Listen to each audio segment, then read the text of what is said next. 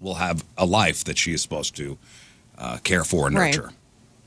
And hopefully impart some knowledge to. She believes her genetic blueprint, the code that has defined her since conception, would get a software update because she had a cosmetic procedure. This is just an educational thing. It is not how DNA works. No. It's not how anything works. It's like painting your car red and expecting it to give birth to a little red toy car. It doesn't work that way. So the podcast host somehow managed to keep a straight face, but the internet, being the wonderful and savage place it is, had an absolute field day. The comments section was a goldmine of people pointing out the absurdity of her logic. I had laser hair removal before I got pregnant so my children would be hairless. I learned German so that my children would know it from birth and wouldn't have to learn a foreign language. My God, I'm so good. Well, that makes sense. That's one that you can actually do. If you only speak a certain language to your child, they're going to learn that language. From birth? Not just automatically, but if you're speaking German to them, This yes. is somebody that said, I learned German so it will impart to my kids so I don't even have to teach it. Yeah, that's not how that works. It's a spectacular example of how utterly clueless some people can be. Yeah, our education system is failing. This is Russia, so. Or theirs drunk. is. Yeah. I mean, that's one of the most basic of scientific facts. I guess your DNA is not a live syncing cloud document. We'll just put it that way. Well, has the kid been born yet? Did we find out if it worked? I don't think so. Okay. And listen, even our doctors sometimes are the ones who should be up on everything. Make some very bad decisions. Yeah. They can. This one is, man, there's a brain surgeon in Austria. Now, she is in some serious trouble. There's a brain surgeon in Austria. And the accusation is just like, what are you doing? So she allegedly let her 12-year-old daughter drill a hole into a patient's skull during an emergency surgery. Wow. Say that again? Yeah. This all went down in January of 2024. So a farm worker was rushed to a major hospital after a tree branch fell on his head. And the senior surgeon on the case had a 12-year-old daughter who was really interested in medicine and apparently begged her mom, can I come and watch the operation? My daughter sat in on a lot of operations. And it's fascinating. I think people should do that. If you're interested in going in the medical field, go watch these things. Yeah, but you watch. You don't. No, you don't get to participate. Yeah, you don't participate. So the surgeon. This is not hands-on They have a training. little game for that. The surgeon, the game operation? Yeah. Love that game. I love that game. Yeah, it's a great one.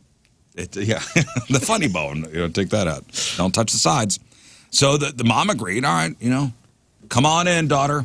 She scrubbed down, joined the surgical team. So the controversy centers on a minor procedure at the end of the surgery where a small hole needed to be drilled into the patient's skull to insert a pressure monitoring probe. So the mom let the daughter do it. The prosecutor alleges that the surgeon explained how the drill worked and then let the 12-year-old drill the hole alone and without any help. And what happened? Did I miss something where something went wrong? Thank God nothing went wrong. Okay. I mean, it went wrong when the girl did it. Like, I guess the procedure went okay. Yeah, okay. I guess I do have an issue with that. But so, just so you know, my daughter went to a couple of these things. And I even visualize, even when I'm asking her about it, I'm visualizing Kramer dropping the junior mint into the guy's chest, right? And that happened in Seinfeld in this episode. And they're like in this ring above the thing, like a window kind of thing. So I wasn't imagining necessarily the Seinfeld episode, but I kind of was imagining like a glass partition or something that, like a viewing room, right? And I just assumed. Oh no, this girl was scrubbed in. No, but that's what I'm getting at. After about 4 or 5 of these things, I'm talking to my daughter. She said, oh, yeah, this blood went all over me. And I go, blood went all over you? What are you talking about? And she goes, well, you're standing right there. You got to see. So I had no idea that when she's observing, she is standing next to the patient.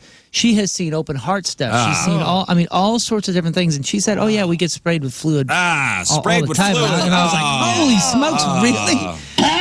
So I didn't. Yeah, there's no observation deck. There's no window or any of that kind of stuff. So to learn about this stuff, you shouldn't be drilling people's brains, but you are standing right there.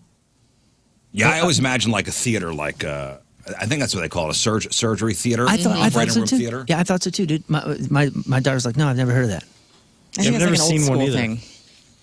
I've never seen it. Well, it's like take your daughter to work day. You know what I mean? Yeah. Go ahead and drill on this guy's skull, honey.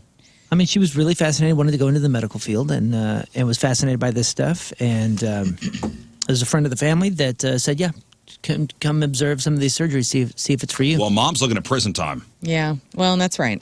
Well, I mean, she has an oath. She took all sorts of different oaths, and like that's To do no heavy harm, duty. and that could have done a lot of harm. Well, I mean, honestly, it's the insurance company that is probably, or the hospital and the insurance company. It's a zero tolerance policy with that. I mean, think of what they're on the hook for. Also, like, don't you have to? Anytime I've ever done anything medical, where even a student, like somebody who is actively enrolled, they're like, "Are you comfortable with this student being in here for your Pap smear or your mammogram or whatever?" You know, you and always they're watching. consent to, yes, extra people can be in, even with surgeries like colonoscopies and whatnot. Yeah. And so this is odd that, like, hey, do you mind if my daughter sits in on this? That would have been a no. Like, no, I do not want children present while you're doing a cranial surgery. Yeah, I you think think last she time I asked? went for a colonoscopy, they asked, like, is it okay if students are in here? Right. And there's a bunch of middle schoolers. Yeah, field trip. Yeah, it's Pinecrest Elementary. Come on in. Gather around, kids. It's Scott Rizzuto's ass. The only thing that sucks is they never ask. They always have the person in the room. Right? Every I time know. my doctor gets me with this all the time. Be like, hey, this is Kyle. He's a med student at Wash U. What's up? Yeah. Do you mind? And I'm like, well, now you're putting me on the spot to be like, no, get him out of here. Like, Yeah, I do mind, I feel like you actually. should come in and ask, and then if they consent, bring the person in.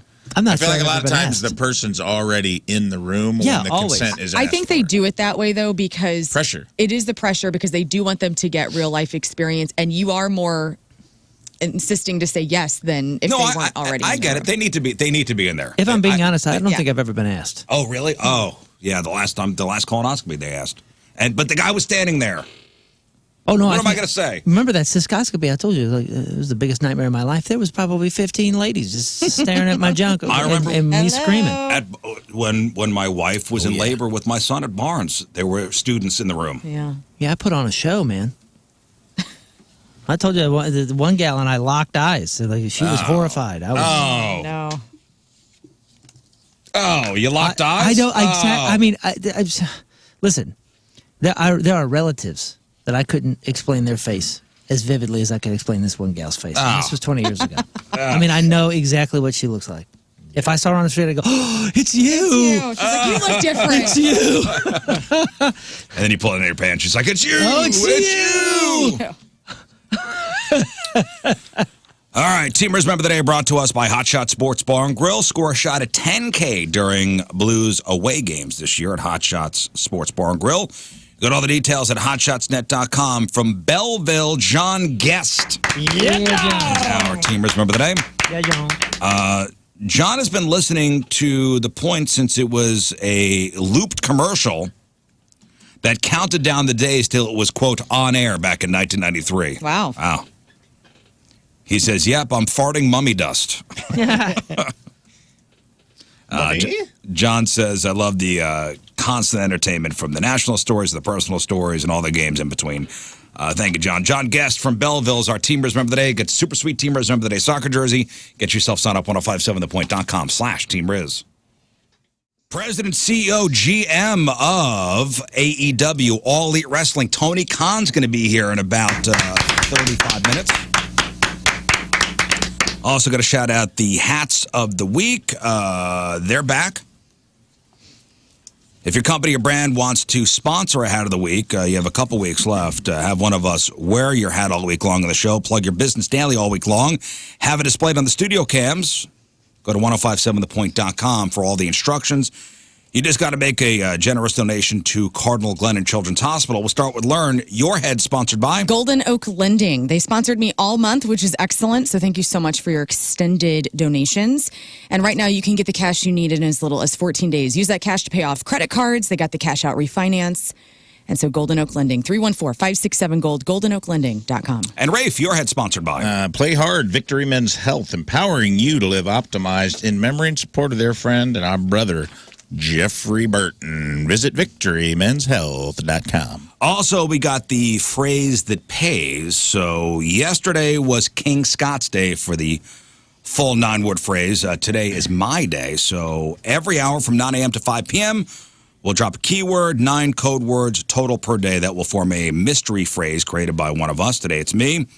The phrase that pays is like 2 cash giveaway games in one. Just catch a few of those code words during the day. Enter each one at 1057thepoint.com or the Point Mobile app for your chance at $1,000. Each hour is a new chance to get entered to win up to 9 times per day. But if you play along all day and collect all 9 keywords, be ready for the little sounder, and I tell you to call in, and you win $250 cash. And, of course, a half-hearted round of applause from us if you get all 9 words. That'll be coming up soon. All right, let's get into crap on celebrities. All right, time to find out what's going on in the world of music and entertainment with your crap on celebrities. Well, yesterday, the classic rock world was rocked, not in a good way. Ace Frehley, the spaceman, one of the 4 original members of Kiss, whose guitar playing was influenced a generation, has died at the age of 74. So just to recap, so in September, Ace fell in his home studio in Jersey, resulting in the cancellation of a show in California. He then fell again at home, striking his head, being knocked unconscious, and then he was airlifted to Morristown Medical Center in Morristown, New Jersey. Oh, this was a second fall. This was a second fall. And he was placed on a ventilator for 2 weeks before dying yesterday. So he was scheduled to be at Family Arena, and as people remember, because I remember I was like, hey, that show got canceled, and people were like, is it ticket sales? No, I mean, he was having some like big issues. He had a brain bleed. Oh, man. So really unfortunate. He was born Paul Daniel Frehley in 1951 in the Bronx. Obviously had the song New York Groove. Such a thick accent, Such a thick accent. And this was one of my favorite songs of all time, this song. Which one are you going to play? New York Groove. Oh, yeah. Go ahead. They use this in commercials all the time. This is a great one. This was Ace from his solo record. Back in the day, Kiss put out like 4 solo records. And his did the best. Under the name Kiss, So Gene put out one, Paul put out one, Ace put out one, yeah. And each one respective, they were singing? Yeah. Like creatively directing. Okay, so Gene was singing on this. No. This is Ace singing, yeah. To the left and to the right, buildings towering to the sky. It's out of sight in the dead of night. Here I am. I'm just getting to the hook. With a fistful of dollars, and baby, you better believe I'm back in the New York groove. I'm back in the New York groove. Makes me sad. It does. It is sad. He was called Space Ace, and his nickname Ace came from because whenever I guess he was in high school, he was an ace at getting chicks, and so that's where that nickname came from. He was one of the original Kiss members. He wrote a lot of the songs, but he didn't sing until "Shock Me" from 1977's Love Gun, which we have a little bit of that here too. Shock Me.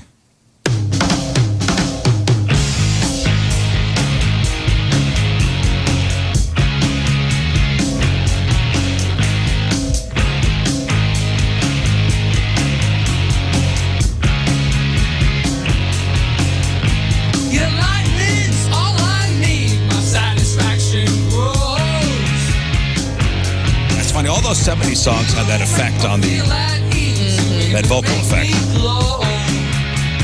Very 70s. Very much. Don't cut the power on me. I'm feeling love, so get my high. Shock me. Yes. So good. I think today's going to be a Kiss day for me. I hope it is. He had the coolest stage presence too. So he had a guitar that lit up, blew out smoke, and shot off Roman candles. Yeah. Man, I am jealous That of is that awesome. stuff. So he was pretty fantastic. After Peter Criss left Kiss in 1980, Frehley found himself outvoted in most band decisions by Gene and Paul, and he appeared on the cover for their 1982 album Creatures of the Night, but then was barely involved in its recording, and then the rest is history. He was inducted into the Rock and Roll Hall of Fame with Kiss in 2014, which is unfortunate because Kiss is getting the Kennedy Center honors Yeah. coming up, and so he will be posthumously honored. So they were all was supposed to be there. And so that's coming up later in the year. And so he is the third person to be honored post-death after Glenn Fry of the Eagles and Phil Lesh of the Grateful Dead. So now he's the third person for the Kennedy Center honors to be honored So posthumously. who was it? Is Tommy Thayer Took over. in the 80s? Tommy Thayer was, I think, his guitar tech, if I'm not mistaken, And that's why he was selected. who then took over for Ace. Right. But I don't think the original time back in the 80s, the whole who played guitar for Kiss is a complicated situation. Yeah, I mean, you got to look at the actual, like, chronologic order of everything. Do I have this in there? Yes, Ace talking about the difference between him and Tommy. Check this out. I'm not impressed, but that's me. That's me, okay? That's me. I mean, that accent. I'm not impressed, but that's me. Tommy Thayer is not a bad guitarist. He just is more mechanical than me. Nobody can copy my solos the way I play them, because I'm sloppy and nobody can move like me. Nobody looks like me. So Gene and Paul, they've released a statement on the death of Ace saying, "We are devastated by the passing of Ace Frehley. He was an essential and irreplaceable rock soldier during some of the most formative foundational chapters of the band and its history. He is and will always be part of Kiss's legacy. Our thoughts are with his ex-wife Jeanette and their daughter Monique and all those who loved him." Dude's got a point, man. I don't think anybody would argue that either. Like a guitar players, dude, like it's such a voice. Every tiny little aspect. I was with Jimmy Griffin yesterday, and he's doing a record, and I was singing on it, and I'm doing like harmonies and things. And these guys in the studio, they're used to Jimmy, so they hear how Jimmy's singing, and I'm trying to like match certain things, and I'm like, oh man, you do this one tiny little variation here, and you do this variation that's so Jimmy. And they're like, really? I'm just singing a straight line. I was like, no, you're not. Like, it's a style. Everybody's It's so got their you, own thing. dude. And guitar players are the exact same way. Your fingers are your voice, and every little thing, it doesn't matter how good you are, how clinical you are. When somebody plays with feel, it's near impossible to have the same feel because you all just learned different ways. You do things differently, and there really is a voice in a guitar player's hands. Well, original Kiss drummer Peter Criss, he and Ace Frehley stayed friends up until the very end. In fact, he was with him when he died. He said that they were at Morristown Medical Center in Jersey, and he says, Ace died peacefully with his family around him. My wife and I were with him until the end. I love you, my brother. Tommy Thayer, who replaced him, says, a legend who will never be forgotten. He inspired generations of guitarists, myself included, to chase greatness. It's been an honor to walk in his footsteps. His legacy will live forever. Rest in peace, Ace. Ah, Ace. It's sad. It really is. So, R.I.P. at the age of 74. In a different... And, I'm sorry. Go ahead. You fell. Yeah, what a bum. You fell and you hit your head. We were just talking that's- about going in our sleep and all that kind of stuff. Like, Well, that's what we're God talking dang. about. Michael J. Fox, was saying that that's how he wants to go. He doesn't want to trip and fall onto something. Yeah, And that's yeah. how Ace died. It's crazy. A lot of people. Kurt Vonnegut, one of my favorite writers. That's how he Brilliant went. man, beautiful guy. Yes, fell down his stairs at home. Just like tripped, Golly. hit his head, got like a Let that be a warning to you. brain bleed, and that's how he went. Right. All right. So Ace was the guitarist from 73 to 82, then again from 96 to 02. After Ace, you had Vinnie Vincent from 82 to That's right. 84. He was in the Lick It Up era. Then you had a guy named Mark St. John. 1 year, 1984. Bruce Kulick from 84 to 96. Tommy Thayer from 02 to 2023. Huh. I'll tell you what, dude. You see me in my 80s, 90s, whatever, and I'm wearing a helmet, it's because I fell. I'm taking one fall in this life. Yeah, any one of those necklaces with the button to the police or whatever. That's what I'm saying. Like, if I fall and I realize, oh, I'm in the point where I could fall, Yeah. and you can't catch yourself. Yeah. Well, then I'm just going to be like, well, screw it. I'm gonna wear can rock a a helmet. padded helmet around. Rafe may know this guy. There's an older comedian that's making the rounds on my Instagram and everything like that. But he talked about how he's worried now that because he's in his late 70s, so he wears a helmet now when he walks. Does he really? But he carries a skateboard so he doesn't look weird. Cute. It's so good. So this story is interesting. So Sounds like Andy Higgins. Zach Top Yes. loves country music, and we've been talking a lot about Zach Top. He's the new Alan Jackson, could be his son, who knows. And his heart belongs to the Seattle Mariners. Well, during an interview recently, Zach Top confessed that he skipped an encore in Louisville so he could catch the end of the Mariners game. Scott Rizzuto, your thoughts? I get Don't like it. I don't get it. either. What do you mean you get it? Okay, well, I'll fully admit this. I missed the opening song to one of our sets in England because I was watching a Champions League final. That was on me. It was an accident. I lost track of time. It went into Yeah, but the band overtime. still went on, right? So the band, Yeah, the band went on. was still this is a guy, a solo country artist I know. who But- now would normally do an encore and give you probably 2 or 3 more songs. Yeah. Who was You spent your hard-earned money to go see. Okay, so we never cut songs. people have gone to see this guy, so this guy now cuts songs Yeah, from yeah. his set, We never- and talks about it as if we should go. Well, the Seattle that's Mariners fine. allegedly are currently tied with the Toronto Blue Jays. at What two does he games think the apiece. people that bought tickets for that show think? So our band was obviously enormous Cardinals fans. We were also huge fans of the show Lost. And there were multiple instances when Lost was on live on Wednesdays where the episode would come on and we'd watch it on the bus and we would go on about 15 minutes late. We still played our entire set, but we definitely would just push it a little bit because we didn't want to miss the episode. That was when it was like live TV. We couldn't What take about that kind of this, stuff. Moon? And we also changed VIP and like signing times based on the Cardinals playoffs game. And we were on Lansdowne Street in Boston when the Cardinals in Boston were playing. And we had stops every 3 songs and would get Yeah, but you're updates still- about the Game score 4, and make it by a the big way. deal. Well, that's what I was yeah, going to ask. game 4. So Zach Top was getting fed scores from the producer. Yeah, we did that. during the show. Yeah, we did that. In I his don't- inner did he inner think? ears. Did he think saying this would be, Go over well? like, oh yeah, no problem. You gypped your fans I on some appreciate songs. that That's he cool. was honest. I you appreciate that don't- he's like being honest. You don't need to be honest about everything. But now, because don't you feel as a fan, like when you're at a show and an encore doesn't happen, I always take it kind of personal. Like, oh, we didn't show up for this artist. They're peeved that the energy wasn't there. I get some artists don't want to do it. It's we're not playing this game. We're just Sure. going to give you the whole thing.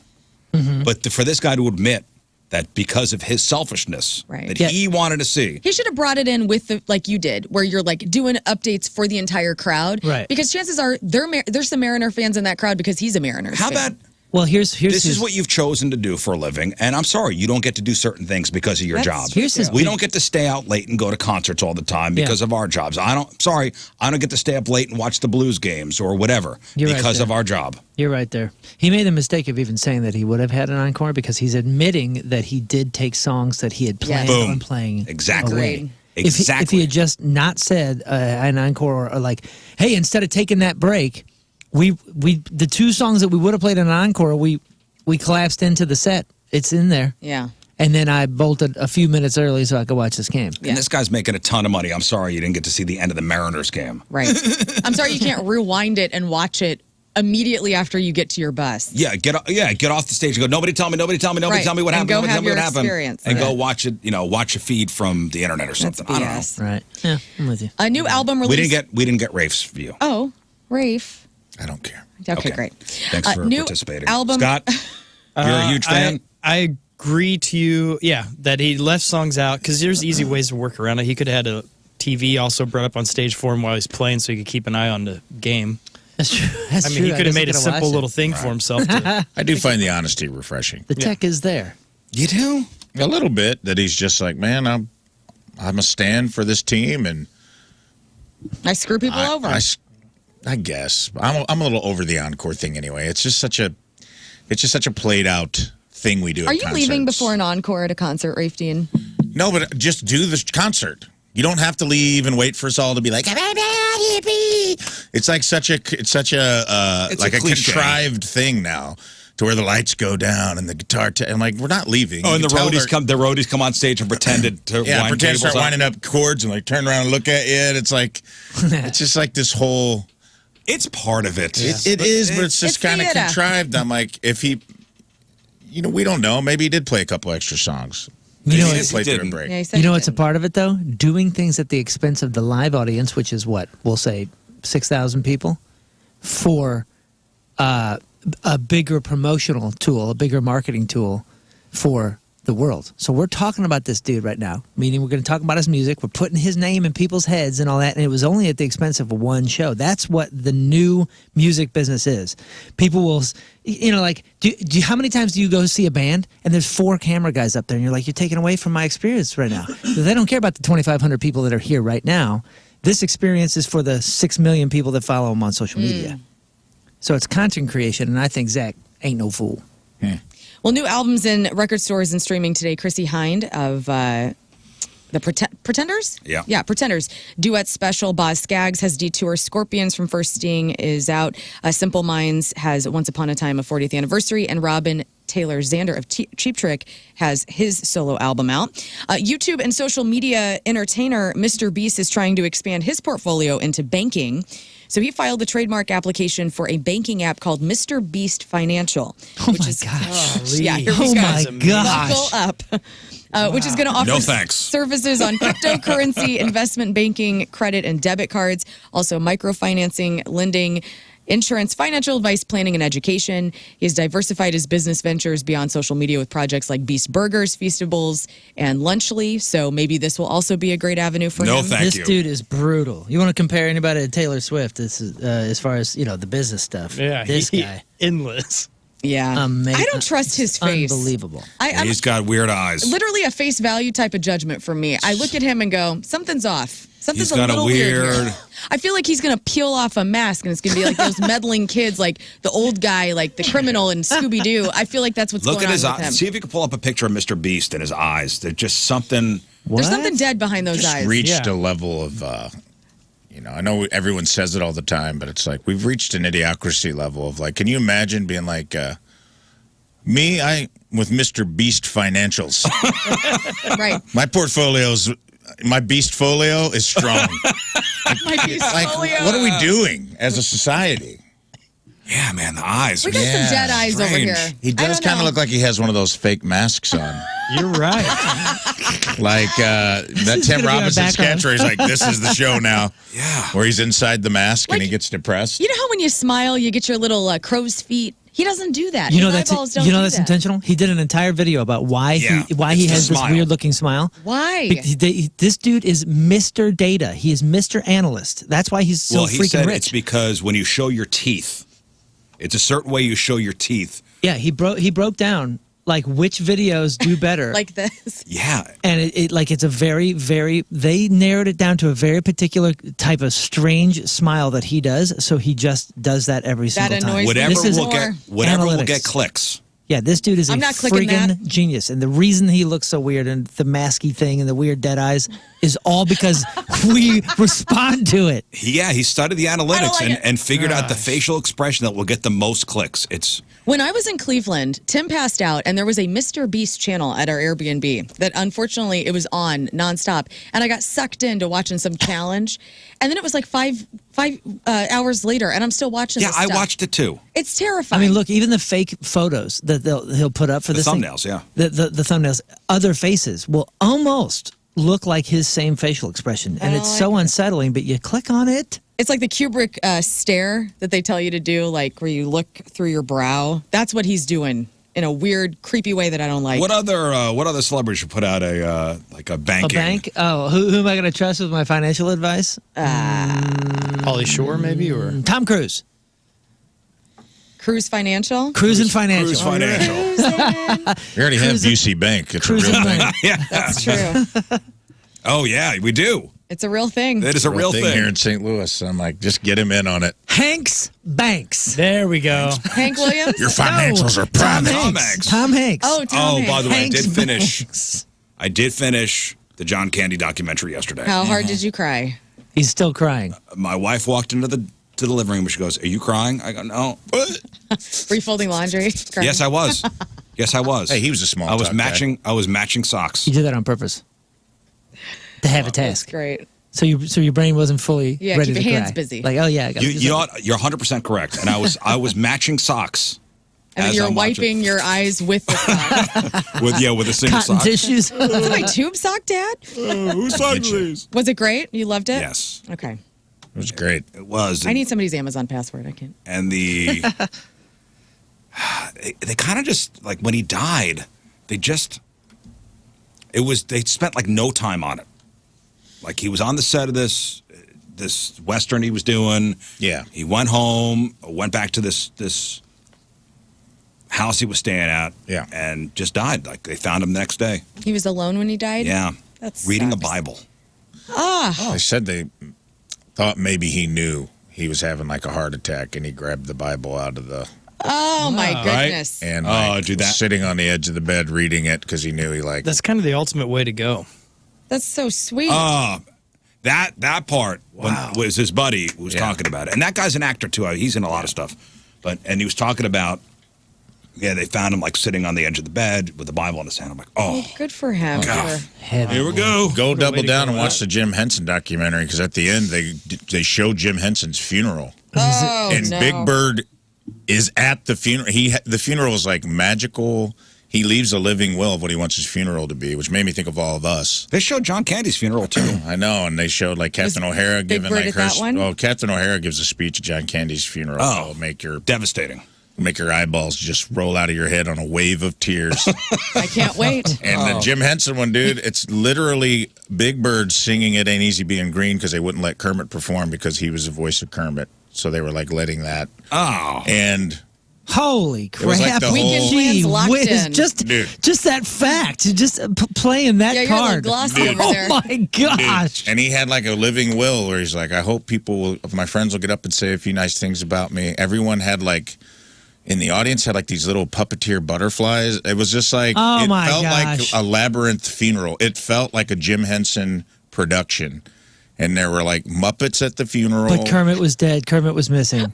It was. Oh, my goodness, It was what? gut wrenching to like watch. It was like, Was there a little coffin for They were like, Kermit? you got to hang yourself. Even animals shut up for a while. Oh, man. He's in the Dude, back it was crying. wild. It was kind of like, it was really beautiful. It was like the most beautiful thing I've ever seen as far love as like a that. funeral goes. And I was like, man, he did it upright. He went out on left a living will for his kids to do stuff. And Now think about this, because I know there's some Muppet haters, and they're always like, "Oh, people that like the Muppets must be creeps or this or that." You know, they use certain words. That's the most beautiful funeral ever. But if somebody that we know died, and we went and it was a Muppet funeral, Yeah. Well, yes. It would not go has to over be well. Jim Henson. Jim Henson's the I'm only one just that's saying. accessible. Just for. be- I'm just saying, dude.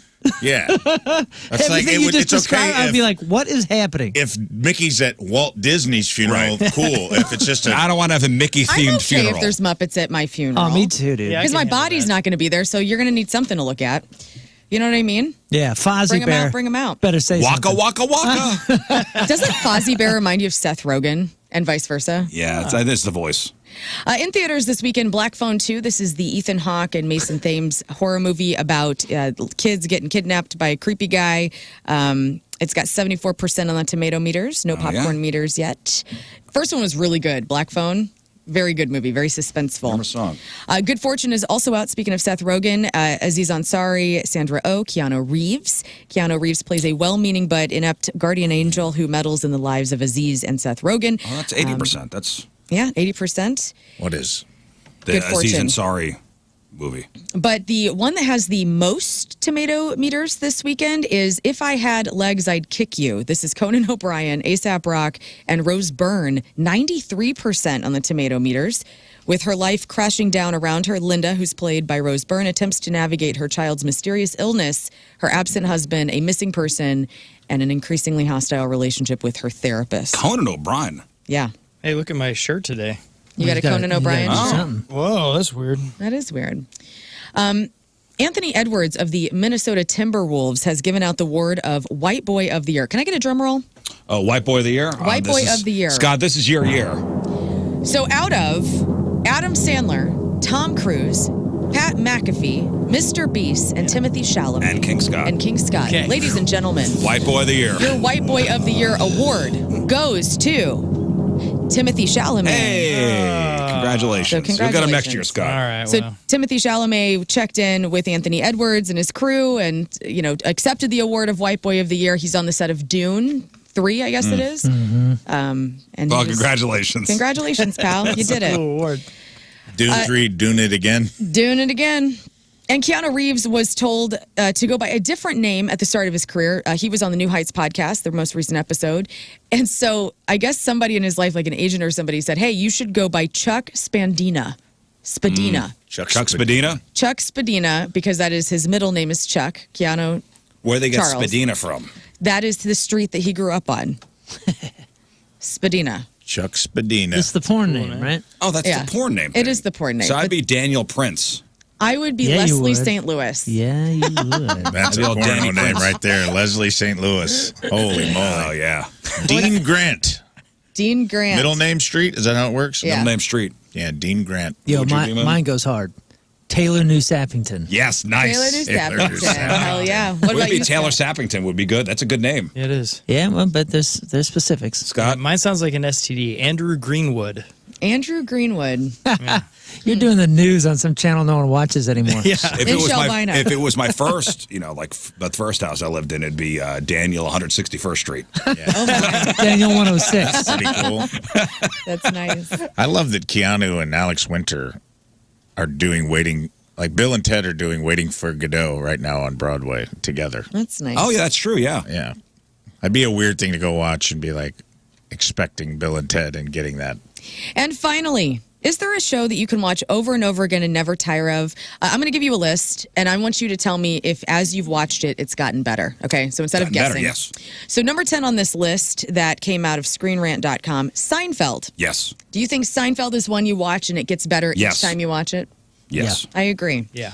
Law and Order. I've never seen it. I've never seen Never that. saw it. That's the one with the We're not boom. old enough yet, I don't think. Right? Bum bum. Oh, the boom boom. Is that the bum bum? I don't know. ER. Never watched that either. No but that's interest. number No. 8. The Fresh Prince of Bel-Air. I Have don't you know watched about that that. lately? I don't know. I've seen it. No, I haven't seen it in a long time. It's number 7. Twin Peaks. Number 6. Never saw it. Really? Ain't I've watched Never saw Twin Peaks. Heard good Sporadically. things. Heard good things. Yeah. The X-Files.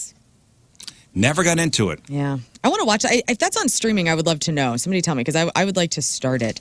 Friends is number 4 on this list. Again, that's not a me show. I didn't I like watch it. it. I didn't watch it in real time. I did see it. After my wife endured Seinfeld, I endured Friends. That was the deal, and it was fine. It was. I loved it's it. good. It was good. Buffy the Vampire Slayer. No. No interest. Yeah, That was never number saw 3 it. on this list. Beverly Hills 90210. Wasn't Number allowed to 2. watch it. And number 1, I remember watching it live with my mom like every Wednesday night. Ally McBeal is number 1 on this list. We watched that when it was on. Yeah. Really? Was it good? Yeah. It was good. And it was good. Everyone Yeah. always talked about that. Callista Flockhart was funny. What was the whole thing of that show? She was a lawyer. And They had unisex bathrooms. they had unisex bathrooms, so like they'd be in there getting their, like going to the bathroom, and then you have to like talk to your coworkers. Yeah.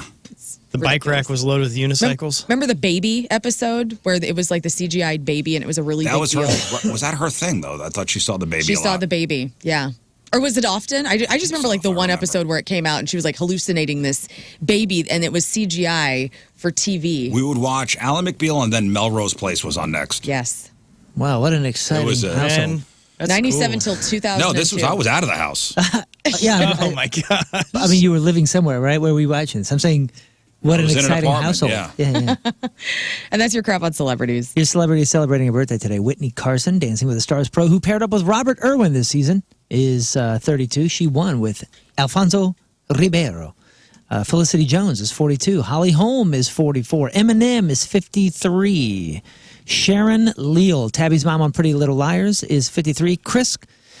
Too many K sounds in this. Chris Kirkpatrick from NSYNC is 54. Wyclef Jean is 56. Ziggy Marley is 57. Mike friggin' Judge is 63. Alan Jackson is 67. Bill Hudson from the Hudson Brothers, this is Kate Hudson's dad, is 76. And Michael McKeon, Oh, yes. dude is awesome in everything everything he does, and he makes Better Call Saul. Have you seen that yet? I saw the first season. Spectacular show. Michael McKean is just amazing. He's 78 years old today. All right, today's porno birthday, which is being brought to you by Patricia's, where fun and fantasy meet, is Katrina Craven. And today's birthday girl has been in 226 fine films, including American Horror Story, Angels of Debauchery 1, Attack of the Great White Ass 5, Big Rack Attack 6, Hot Bods and Tailpipe 29. So many white women, so little time. Who let the hose out? Who? And who can forget a role? In 2003's Pull My Hair and Call Me Stupid. Not nice. Hey, stupid. Katrina Craven is 48 years old. It's portal birthday. Those are your crappy birthdays. Kyle, And that I'm was your stupid. crap on celebrities. All right, the phrase that pays. So make sure you're listening every hour from 9 to 5, Monday through Friday. We will drop a keyword, 9 code words total per day that will form one mystery phrase. And if you have the phrase that pays, be caller number 1 right now. The phrase that pays. The phrase that pays. More money. More money. It's time to tell us the Riz Show's phrase that pays. All right, so this was a King Scott phrase that pays yesterday. So if you are the first person to give me all 9 words, give me the phrase that pays, you get $250. All right, let's go to the phones, 314-624-3833 or 618-398-3833. Just waiting for Scott to get me a phone caller here. The phone just lit up. People know. People have been paying attention. I'm proud of them. It's fantastic. All right, we've got Andrew on line 1. Hello, Andrew. Hey, good morning. Happy birthday, Riz. Thanks, buddy. Andrew, do you have the phrase that pays? I sure do. Let's go. Time to brush your hair and comb your teeth. Time to brush your hair and comb your teeth. That is correct. Congratulations, Andrew. Thank you. You are now $250 richer. There we go. That's the phrase that pays. We'll drop the first keyword of the day in the 9 o'clock hour. All right, it's 7:55. Tony Khan should be here any minute now. Welcome back to the program. And it is an honor to have this man sitting right across from me. Rafe Williams. Thank you. And Tony Khan. See what I did there? That's comedy, guys. That's good stuff. Thanks for having me. Tony, President, CEO, GM of All Elite Wrestling, AEW Wrestling, which big event tomorrow at the Chaffetz Arena. Now, why did you choose St. Louis for Wrestle Dream? St. Louis is one of the most incredible, legendary professional wrestling cities in the history of the sport. There's a great tradition of pro wrestling right here in St. Louis. And we had a great pay-per-view debut with AEW Dynasty here last year. One of the best shows we've done. People love that show. Some of the best matches in AEW's history were right here in St. Louis. And some of the best matches in pro wrestling history are right here in St. Louis, going back really over 50 years. Right. And so I mean, listen, you're a student of the game. I mean, you know about wrestling at the Chase, and you're a somewhat local guy. Mm-hmm. So, I mean, right? You grew up in Champaign. That's exactly right. I grew up in Champaign, Illinois. I went to the University of Illinois. I'm somewhat of a local guy. And I grew up as a huge fan of pro wrestling. I've studied wrestling since I was 12 years old. I love the history of wrestling, and you can't talk about the history of pro wrestling without really talking about St. Louis.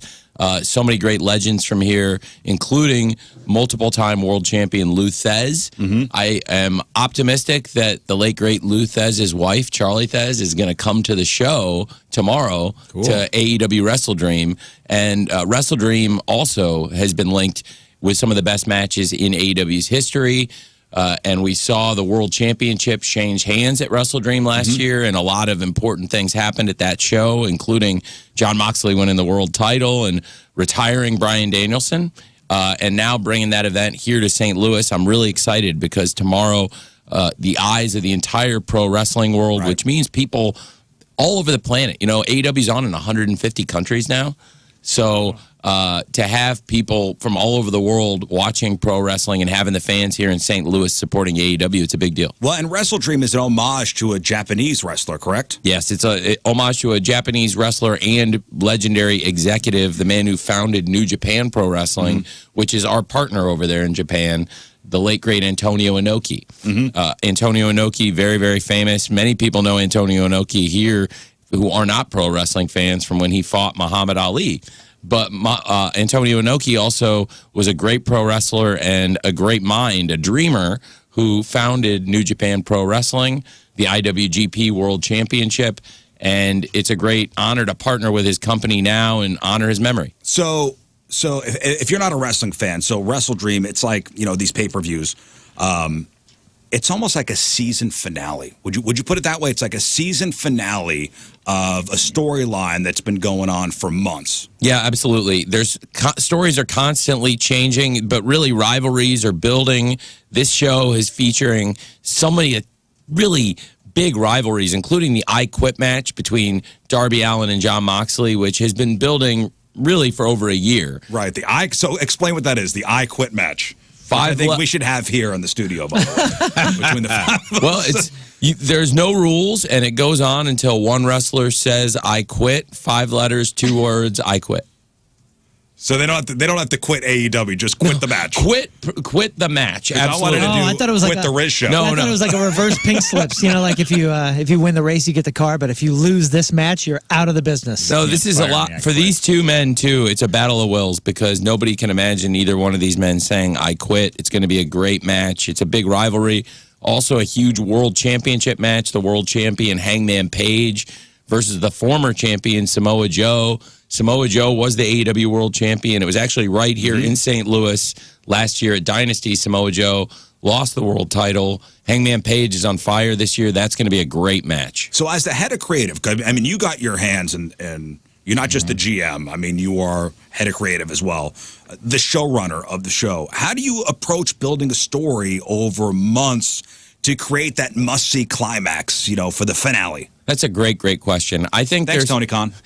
Well, so for AEW, I think it's really important to remember that we've got these great shows. And when I talk about the traditions and the history of pro wrestling, the channels that I think are the most associated with wrestling in America are TBS and TNT. So we do wrestling every Wednesday on TBS. We have Wednesday Night Dynamite. It's our flagship show.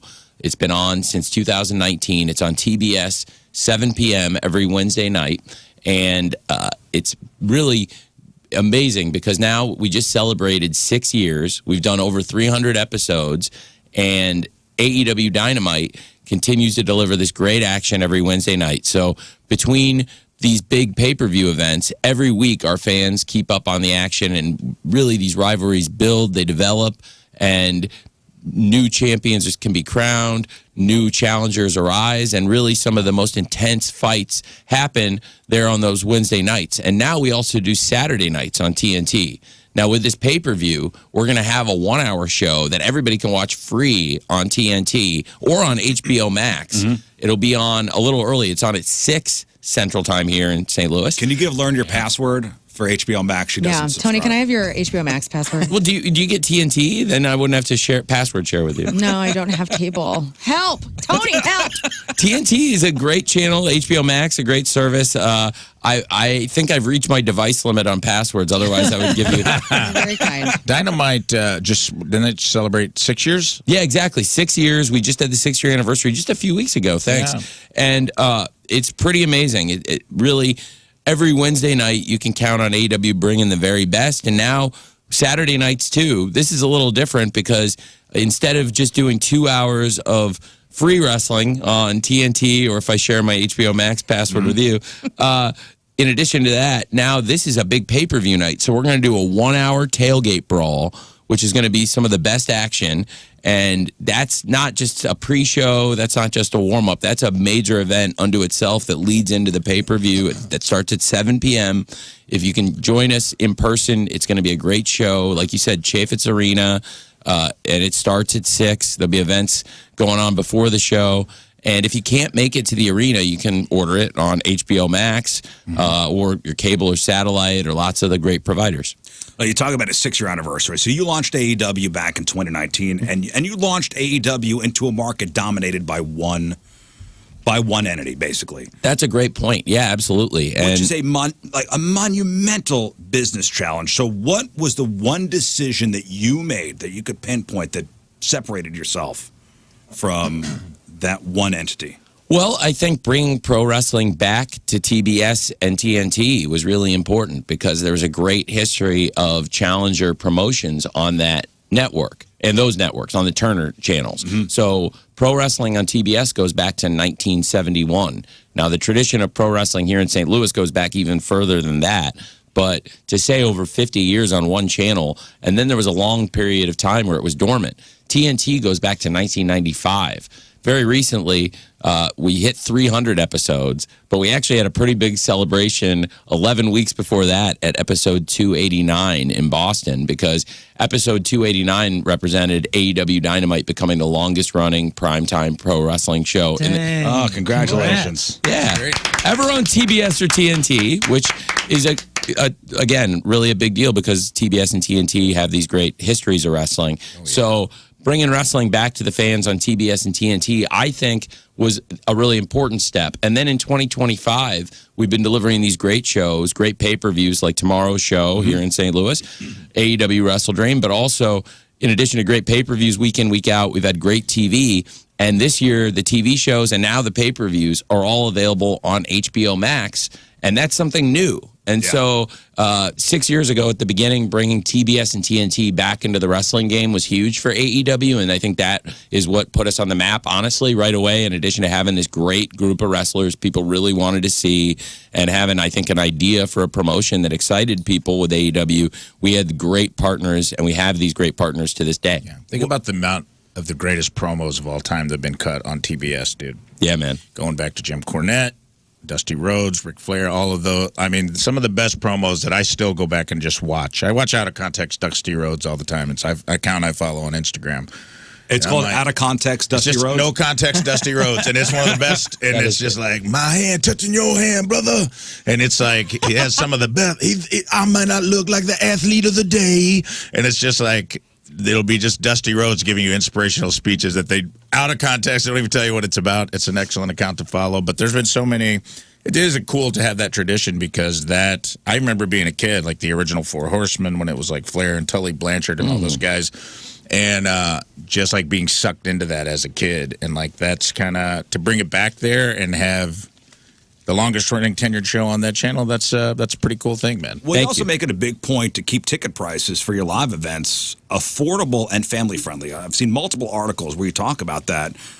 Even as your company gets more and more successful, and in a world where prices for live entertainment seem to go up, you are staying steady. That's been a major point for us since the very beginning of AEW, to make sure that there's a great get-in price where families can get into the events. And we've put on shows now, like you said, for 6 years now. And since the very first episode of Dynamite, as you said, that's a great point of emphasis for AEW, that we want to make the tickets affordable for families to come to the show, or if people bring their friends. There's so many people that love pro wrestling. Just sitting here and talking with Rafe about it, you know, you never know who's going to be a pro wrestling expert in your friend group. And that's a great point you just made, because I think some of the best interviews and some of the best matches as well on TBS and TNT, and AEW keeping that tradition alive today and making new history with bringing AEW to HBO Max and bringing Wrestle Dream for the first time here to St. Louis. Well, and I think the fact that you prioritize accessibility is really a core principle of what you guys are doing over there, which is amazing. Thank you. Well, and I did a deep dive with some of my real wrestling friends on you, and the scuttlebutt about you, which I think is a credit to you, is they said you're a fan, old school online messenger board Denzian from the 90s. So a lot of them had the sense of like, you kind of have a reputation as a one of us with the fans, even though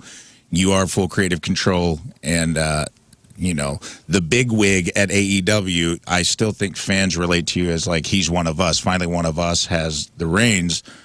And I think that speaks volumes to keeping the ticket prices low. You're keeping access for fans because you are a fan, it seems like. Yeah, absolutely. No, you're absolutely right. I really appreciate that. And I have been a wrestling fan since I was 12. Well, I've been a wrestling fan since I was 7 or 8. I got really into it when I was 8 years old. And I got on online message boards when I was 12 years old. So now for over 30 years, I've been following wrestling online. It started on dial-up AOL and paying by the minute. And now, I still love following wrestling online to this day and talking to people about it. And so that's really great to hear, but it's true because I am a wrestling fan and I care what the wrestling fans think, and I want to make sure wrestling fans can get into the shows and bring their friends and families. Dude, how cool is it though, hanging out with wrestlers?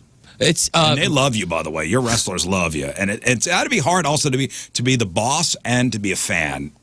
Yeah, I appreciate that. I appreciate that. Yeah, it's good. Sometimes I have Michael Scott moments of clarity, and it all comes together. Like, Michael Scott with Tim Meadows and the Chili's. Every once in a while, I put it together. And I've got a great group of people around me, so that's also a good comparison to the Michael Scott of pro wrestling. Like Rafe was saying, as far as fans, like we are friends. My friends rarely reach out when we have guests. Like we interview everybody, like musicians, comedians, everybody comes to the show. But you coming on to this show, my friend Sean was like, I cannot believe Tony Khan is coming on. He's got questions? And he's got questions. Let's go. So, okay. And I don't know if these are appropriate, so please just tell me to F off if they aren't. Okay. So my friend Sean says, what is the most money that you've ever spent on royalties for a song for your company? I can't. It's a good amount. There've been it's six figures we've paid at times to the Final Countdown. Okay. The Final Countdown, Europe's Final Countdown. Brian Danielson. Perfect. I recorded a song for a wrestler intro, and I got $1,000. You did? $1,000. Yeah. What'd you buy? It was Christian, who actually became champion, but like that song was like kind of a huge thing. And at the time, I was touring so much that I wasn't able to keep up with what was happening. And all of a sudden, people would come up to our shows and be like, dude, I'm here because of Christian. And I was like, who's Christian? What's going on? I was like, dude, it's the coolest wrestling song of all time. And I was like, what? Dude. I mean, it's a huge deal, and it's such a pop culture thing to have any sort of music. And music is such a big deal when it comes to these live shows, and when it comes to even like the broadcast. So that's a great question. Well, he has a follow-up. Again, Sean asks, is there a song that you tried to purchase for AEW that was either too much or denied? Yes, there have been multiple times. Let me think of a good example. Cats in the Cradle? No, I haven't gone for that one yet. That's a pretty good one though. You know what? I've been writing in a notebook shows since I was 12 years old, and the idea of a show called Dynamite, a wrestling show Dynamite, I've been doing that since 1995. So, we've been on 6 years, but the idea of writing a wrestling show and as a fan on message boards and things, I wrote a show in my childhood house since I was 12 years old. And the opening theme was Michael Jackson Beat It in my head. And I've never been able to get Michael Jackson Beat It, but I always wanted to have a wrestling show start with that. I wonder how much that would cost. A lot. Yeah, when he says don't be a macho man, I always thought it'd be really cool if the macho man dropped the elbow. Right? Yes. Oh, that's awesome. That would be awesome. What, in your opinion, when you were growing up, who had the coolest entrance? Well, I think absolutely the Macho Man, but also Ricky Steamboat was serious. Ric Flair with the 2001 theme. I think Ultimate Warrior was, I think, my favorite. Yeah. Because he would run in the ring. Yeah. the entrance was the best part. That's for sure. For sure. The entrance and the exit were the two best parts. Everything happened in between was not great. I grew up at. This is the Ultimate Warrior. And he would sprint from the backstage. It was that crazy run. You're like, this is a crazy person. I liked the Ultimate Warrior, and there were moments with the Ultimate Warrior where it really connected with me, and in particular the way that and when I would be, I guess I would have been 8 years old to see the Ultimate Warrior versus the Macho Man, and really the Macho Man I'd seen as a villain since I'd started watching, maybe when I was like 7, and to see the Macho Man and reunite with Elizabeth, and then completely in one night change my opinion on him. For then I was hooked forever. Yeah. Yeah, that's super cool. Hey, growing up in this area, we're pretty much the same age, and you come from such a sports family. Mm-hmm. With the Jaguars and Fulham FC, did you grow up a fan of any other sports? Yeah, I grew up as a huge fan of basketball, and I'm a huge Illini basketball fan, which I have in common with a lot of people here in St. Louis, I think, and around St. Louis and close to St. Louis. I grew up in Champaign as a huge fan of Illinois football and basketball. Illinois, when I was a kid, we had a good football team with a really good defense, but we had a great basketball team. And it's cool with the connection to the Jaguars now. Kevin Hardy is a Jaguars legend, and then years later, my family My dad bought the Jaguars, and I've been working as a football statistician for 14 years. I was at the Steelers-Bengals game last night and red-eyed in to see you guys. And I've been Are you going out to Wembley on Sunday? It's going to be dicey because when I do the post-fight press conference, jump on the plane, it will be borderline to make it there by halftime. So it could be hard. But I really want to be there. I had never missed a game ever in the first 10 years. Really? Yeah, until AEW. And it's going to be a good one. It's Rams Jaguars at Wembley Stadium. How close was your dad to buying the Rams? Well, it depends. In a business standpoint, you could say it could have happened, but you could also say it really wasn't going to happen because he made an agreement to buy, in principle, 60% of the franchise at a time where the partners who owned 40% was Kroenke Sports Entertainment, and they had the right to match, and they did. So, as with matching rights in business, you can make an agreement, but if somebody has matching rights, then there's only so much you can do, and they exercise those matching rights. And my family has got a great relationship with them, but I at the time thought that in 2010 there was a possibility of that, but then after that did not happen, my dad really had always had this dream that he wanted to be an NFL owner. Like I just said, I went to Illinois football games with my dad since I was a kid, very young, and followed the Illini, and my dad always wanted to own his own team, and the Jaguars has been such an incredible part of our lives. Like I said, 14 seasons working with the Jaguars, and it's really great to see the success the team's been having this year. You guys are killing it. Yeah, man, so cool.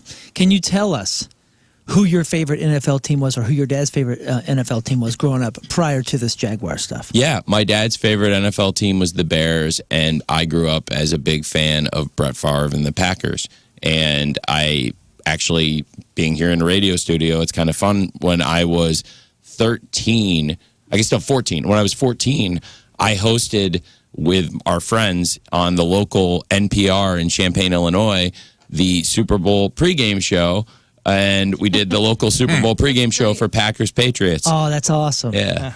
Listen, I'm sorry, Rafe. Both NFL fans and wrestling fans are very passionate, and you are active on social media. And I've seen you go back and forth with people. How much you have to bite your tongue? Well, I think this year has been certainly. I've built a reputation. I don't know if people thought I was already media trained, but this year I've really found some kind of Zen thing, and been very happy unto myself. So this year it's come very easy. Having self-control? Yeah. Not even just that. Like, just very chill this year. I don't know why, but I think watching the world of sports, and in particular, obviously, a lot of that is pro wrestling, and a lot of it comes with experience. Right. But I do think it's fun to go back and forth and banter with people and have fun. But yeah. This year I'm just really enjoying what we're doing with AEW in particular, and the shows have been so great, and I think it's been a really great time for us. There are a lot of things happening in pro wrestling, and a lot of the greatest things and most important things are happening in AEW, so why not just focus on that and focus on the good things? I think what they said earlier, too, about wrestling fans very much appreciating that you are a fan first, that the head of everything is a fan. That also translates over into every other sport, including football. We have a couple friends that are diehard wrestling fans and are diehard Jaguar fans because of you and your family. That's awesome. Thank you, man. Yeah. That's good to hear. If they ever want to relocate, believe me, St. Louis is scuttlebutt's been going around St. Louis. For Listen, a if long anybody time. could bring a basketball team here, it's Tony. Oh, bring them. Thank you. Yeah. Thank you, Tony Khan. That's a good idea. Because the basketball team to St. Louis. You heard it here first. Yep. Yes. Jaguars are going to be in Jacksonville to stay for a very long time. We're building a stadium of the future that's under construction. It opens in 2028. A basketball team in St. Louis is a great idea, though, guys. It is a great idea. I'm wondering if part of the reason you've been able to stay offline bantering is there is a rumor that maybe you can put to rest or confirm. There's a popular lore, I would say, that you secretly do go on to message boards and start threads, sleazy wrestling stories / rumors / urban legends. Not since college, man. I've been out of the message board game since officially out college. of the game. Yeah, I have been. All right. I've just been on Twitter since I got out of college, and just at Tony Khan on Twitter. And then now also use Instagram, and with Instagram they pair up threads, but that's all I got. All right, there you go, folks. He's not on. It's not him. And your favorite movie is Time Cop. Yes, I mean, oh my gosh, you're the second person. if you want me to break character, yes, the wrestling promoter Tony Khan's favorite movie is Time Cop. The film fan and football owner Tony Khan's favorite movie is The Godfather. Nice. Wow. All right. What do you think Time Cop has on Rotten Tomatoes? Let's go critics first, and then popcorn Let's talk meter. box office because it made $100 million. And it's Jean-Claude Van Damme's most commercially successful film. It is. And Holy smokes. it's a great movie, Time Cop. Yeah. Oh, I have some Time Cop trivia I prepared for you. Let's go, dude. You want to go? Yeah. Let's go. You think I don't prepare for these interviews with the important questions, Tony Khan? I learned the best way. All right. What year does Time Cop take place, and when Van Damme's character Max Walker first joins the Time Enforcement Commission? Well, okay, so it takes place in 2 years, 1994 and 2004. That's correct. He arrives on October 10th, 1994, going back. Correct. 2004. We got my 12th birthday, by the way, and Time Cop Sarah Walker's 16th birthday. Wow, happy recent So birthday. suck on by the that, way. Rafe. Yeah, of course. Okay, if this wasn't supposed to be So combative. the present day is like 2004, and then in 1994, and the flashbacks, and Love he it. sees his younger self, and the same matter cannot occupy the same space. If you were going to ask me about that, Yeah, I was going to say what happens when a person meets and physically touches their past or future self in the Time Cop universe. they morph and melt, and that is because the same matter cannot occupy the same space. That's right. That is what we say in AEW all the time. Never It's a mind Time the Cop grandfather paradox. paradox. What's the first thing Van Damme does when ambushed in 1994 mall by time-jumping criminals? Because it's one of the best scenes in the movie. He does Covers his wife's eyes and tells her don't turn around because he's 10 years older and he doesn't want to freak her out. And then she does, and she says, "Max, what's happened to you?" That's right. That is correct. Then he does the splits between kitchen counters to dodge a taser that hits the water, which is very That's also true. Yeah, 100%. And I will take either one. Here's one for you. What other Van Damme movie was originally pitched as Time Cop 2 before they changed it completely? That's the one where they wanted to save the rec center. Yeah, Universal Soldier: The Return. good guess, but wrong. Replicant. Damn it. Where there's a lot of movies where he fights himself. That's pretty good. There's a lot of Van Damme movies where he's like, I must fight myself. Yeah, he must have been like, I mean, how can you even get a villain that matches me? Except for JCVD. Make me the Well, villain. you know, I will say that for a villain that matches him, Dolph Lundgren in Universal Soldier is Oh, my the gosh. ultimate. Do you hear me? Yeah, the whole platoon's going down. Yeah. Dropping like flies.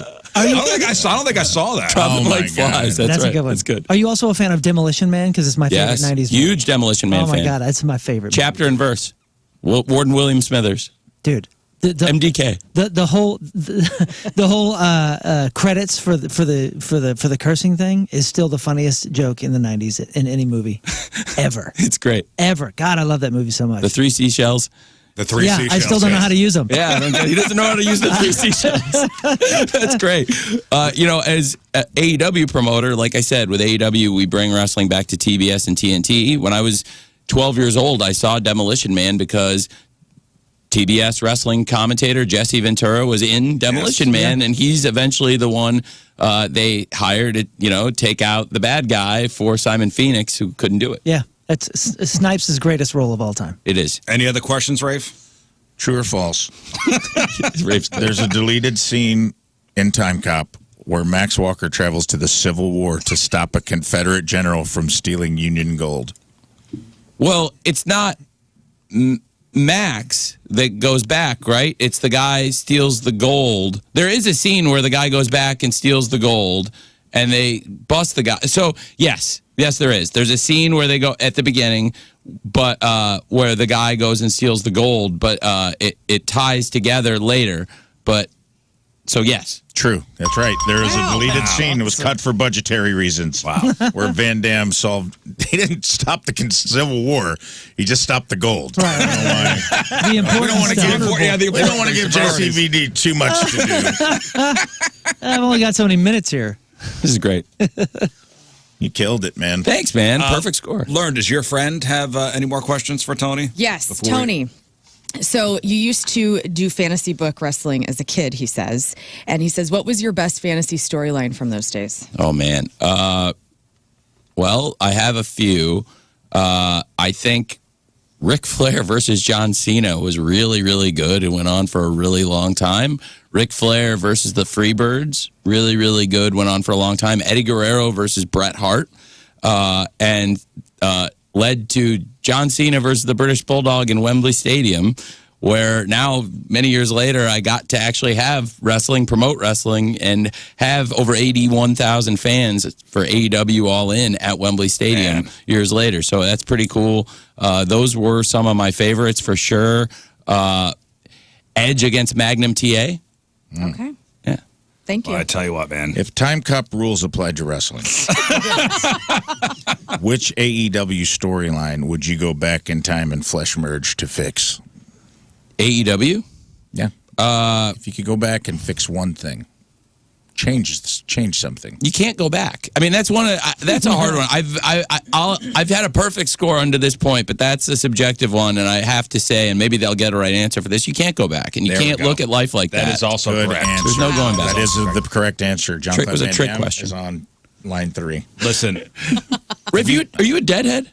I'm not, but this ring makes it appear as so. It does. he's a turquoise guy. Are you a deadhead, Tony Cohn? Actually, I am a partner in activist artist management, so my partner manages the Grateful Dead and the Dead & Co. So I work adjacent to, my partner is their manager. And that's how I got into pro wrestling. My partner being a legendary music and TV manager, and we started a company together. And then about a year later, I ran into the president of TBS at a party and said, we should do wrestling. I should bring wrestling back to TBS and TNT. And then a year after that, we did it. Did you That's see Dead & incredible. Co. at the Sphere? Yeah, I did. Oh, was dude. It was awesome, dude. That Sphere thing is, it doesn't matter who's there. It's the coolest freaking thing. It next does. year- It does matter who this Well, is. you're Next right. year's gonna be- I've only seen one show, and it is happened great. to be one of my favorite bands. But like, I was like, I will see anything. Next It's year's going to be the coolest. Metallica.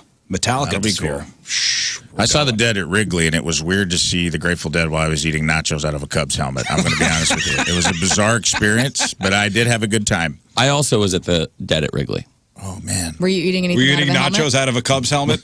No, I didn't eat anything. I drank some things. I didn't eat anything. Listen, I just watched one guy having the best time, coming in and out of a hard trip, having the best and worst time of his life, depending on what song was on. And that became my dancing by entertainment. himself, It right? was John Mayer. I do have one more question, though. Yeah, man. Speaking of merging and businesses, Ring of Honor, new purchase. Well, it's been a few years, but yes, relatively, it's been a few years now, but yes. Do you see the Ring of Honor brand as like a minor league for AEW or its own separate thing? I see it as a complementary wrestling promotion that has many years of history, that is effectively a sister promotion to AEW. It has its own history. AEW, like we talked about, AEW's been doing wrestling now for 6 years, but Ring of Honor goes back over 20 years, 23 years now for Ring of Honor. I announced on the 20th anniversary of the promotion that I was buying Ring of Honor from Sinclair, and they'd already established a really rich history, a lot of legends, including a lot of people who are currently top stars or majorly involved in AEW. Great people like Bryan Danielson, Mark Briscoe, who's challenging for the TNT Championship right here in St. Louis tomorrow at AEW Wrestle Dream, and Samoa Joe, who's challenging for the AEW World Championship, trying to win it back from Hangman Page, who's also a great former Ring of Honor star of a later era. Around the time when I started AEW, that's where a lot of my top stars, including Hangman Page and the Young Bucks, were wrestling. And it was kind of unthinkable to me that I would ever own Ring of Honor, but the promotion during the lockdown, during the pandemic, fell in really hard times, doing shows in empty stadiums. And you rescued it. Well, I did, and I was able to buy the promotion. I think there's a good chance a lot of the people that work there that still have jobs in AEW and Ring of Honor, I don't know if that would have happened had I not bought the promotion. I think there were only 2 possible buyers for the promotion, and I really wanted to keep the history of it alive and also run events. And right now in 2025, we're having the best year of Ring of Honor we've ever had. That's awesome. There's an ROH pay-per-view that's up for free on our YouTube page, Death Before Dishonor, and the reception has been so positive to it, and really, it was a happy accident because it was the streaming provider that we were using had a hiccup that night, and it wasn't for everybody. It only affected certain browsers, but if anybody was having a problem with it, then I was saying, hey, like, you know what, I'll give everybody next month free, and I'm just going to put it up on YouTube and give everyone a free month. And it was a I think, a good decision in the moment, and actually ended up being a benefit, a silver lining. In the short term, there was the cost of me giving everybody who subscribes to Ring of Honor a free month, that was very expensive, but it was worth it because it opened a lot of people's eyes, and they said, wow, that's a great pay-per-view, and a lot of interesting things happening in ROH. A lot of them are complementary to what's happening in AEW. For example, Bandito, a great world champion of Ring of Honor. He had been the Ring of Honor world champion actually right around the time when I bought the promotion. And then Bandito's signed with us in AEW. Now he's one half of the world tag team champions with Brody King, Brodito. And Brody and Bandito defending the world tag team championship against two legends, two great champions who have come together. The IWGP world champion, I mentioned Antonio Inoki, the Wrestle Dream being in his honor.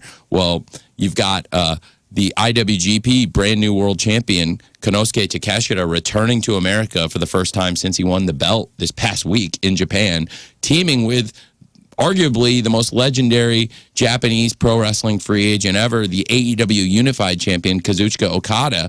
And Okada and Takeshita, those guys are two of the greatest wrestlers ever, but I think it's very evident when you actually watch their matches. First of all, they are so talented, but they clearly do not like each other at all. And it comes across in the matches that these guys are trying to win, but they do not get along, and they're very talented, but there is a lot happening in this match. Well, listen, I want everybody to buy tickets for tomorrow's AEW Wrestle Dream over at Chaffetz. And if you can't go, you got the TNT thing for 1 hour? Yeah, there's a free tailgate brawl at 6 p.m. You can watch it on TNT or on HBO Max. And then the pay-per-view, you can buy the pay-per-view, which starts at 7. But the show starts, at 6, live at Chaffetz here in St. Louis. I'd love for you to come buy tickets, come to the show, watch AEW. And then if you like it, watch us every Wednesday night on TBS or Saturdays on TNT. And again, like you said, at 6 p.m., that tailgate brawl goes live, and you can check it out. And if you like what you see, check out the pay-per-view. Dude, thanks for stopping by, Yeah, man. man. I appreciate it. coming Ladies and gentlemen, the great Tony Khan. Thank you. Out of curiosity, Yes, sir. before we go, Yes, I sir. did get licensed and had my first wrestling match Oh, in really? my mid-40s last year. 1-0. Are you developing any kind of new talent for perhaps maybe an elderly wrestler? Are you asking? A grandpa wrestler. Are you looking for Diaper league. if you're looking for any new talent, I just want you to know there is some in St. Louis. Okay. It's good to know. I'm just putting it out there, man. Well, it's good to know. You never you never You never know. got to shoot your shot. I appreciate that. Well, I'd love to check out your tape and see you wrestle. I'd love to see your Give debut him a match. headshot, Rafe. Give I him will. Tape, I will. yeah. Give him a Thanks, tape, Rafe. a I tape got and the tape. headshot. Rafe has the same pro wrestling record as my good friend Shaquille O'Neal has in AEW. Nice. Shaq, There there you go. It's part of me is like go out on top. You know what I mean? But I don't know. You close the door. You know how wrestlers come back sometimes. Well, we closed the ambulance door on Shaq, and when we opened it, he was gone. So, Shazam! Yeah, Shazam, dude. Tony, thank you so much, Thank buddy. you. Appreciate it.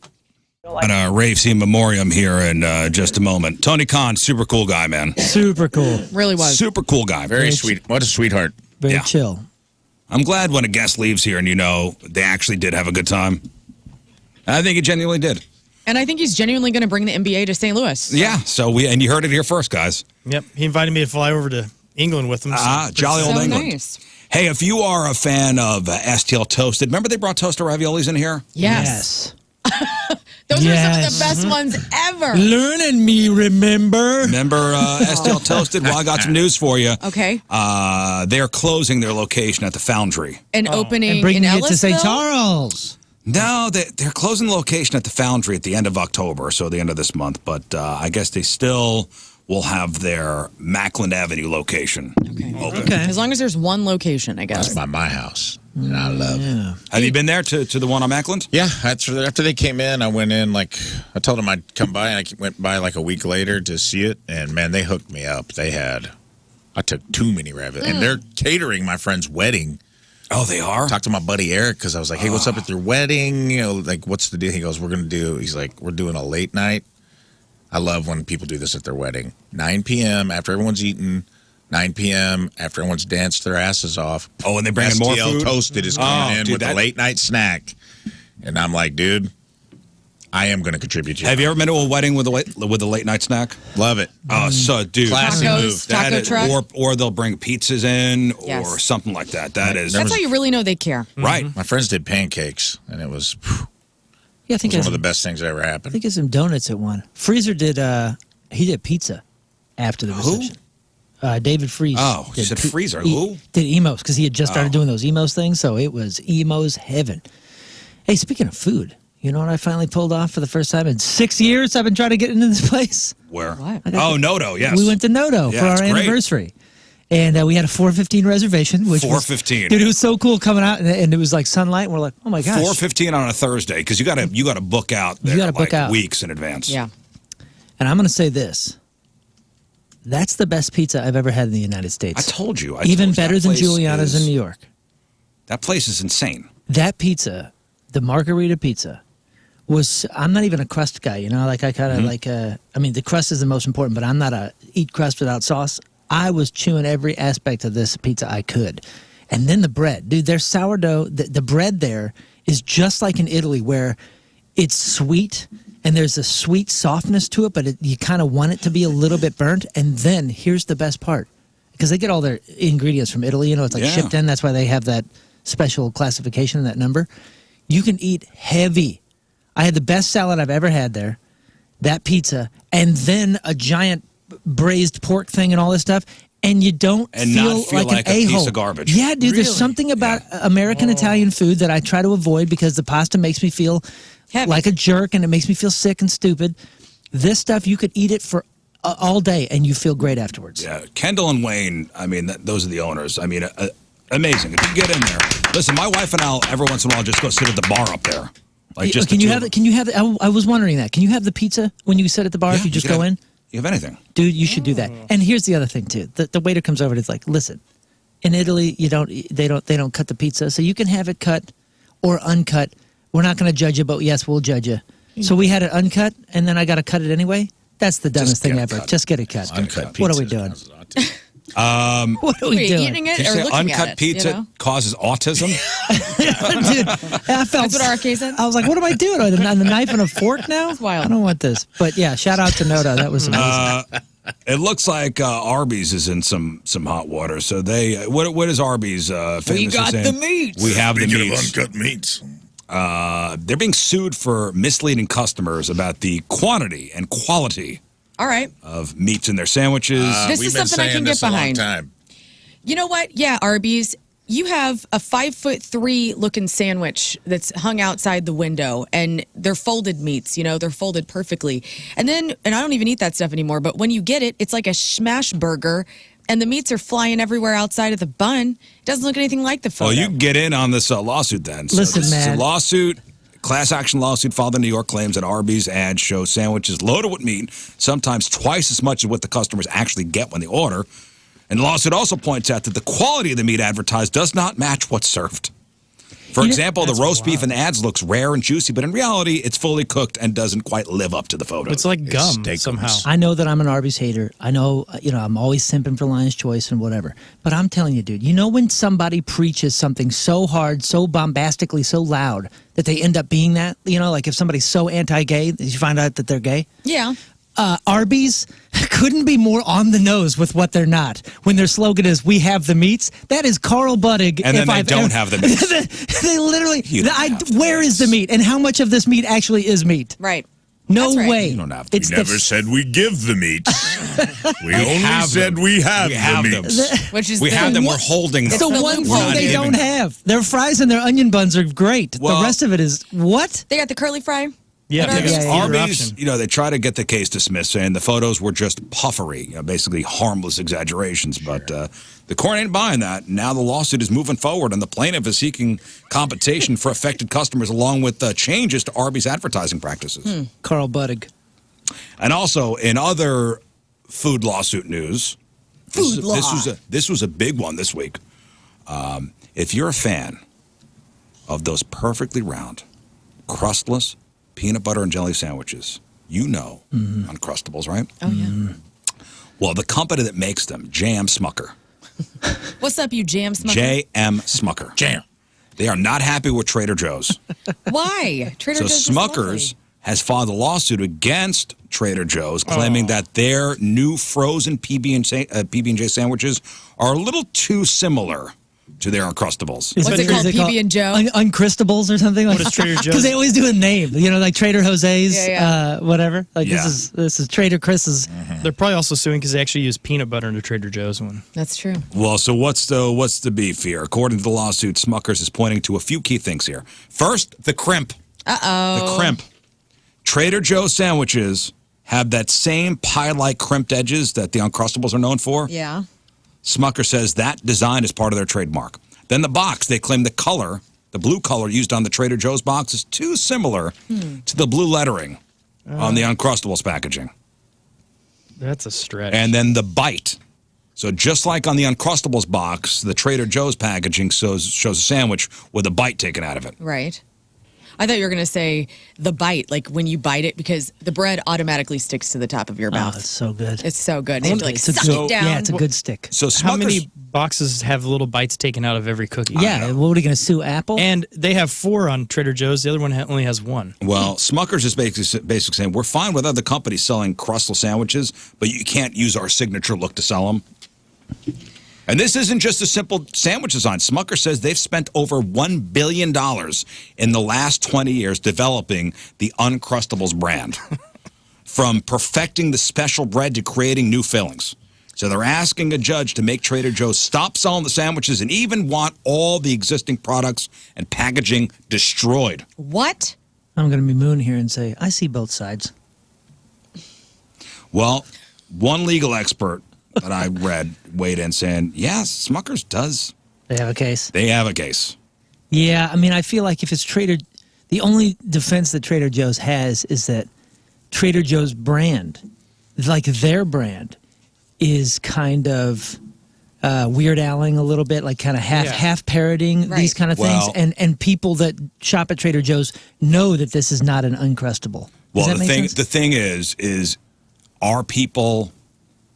So it's a Mistaking. copycat product, but is it actually confusing customers? Right, and that's the whole thing. and that's why I think Trader Joe's has a defense here, because they can say our customers would not be fooled. Our customers know that we got Trader Jose this and Trader Jimmy's this and whatever. You know what I mean? Like Right. it's a, Also, pull up a picture of the packages. I mean, they're not even Well, close. Trader Joe's doesn't sell like other anything people's other than product. Trader Joe's things. and that's what I mean. That's their defense. Well, the company that's behind Oreos and Chips Ahoy, they sued Aldi for the same reason.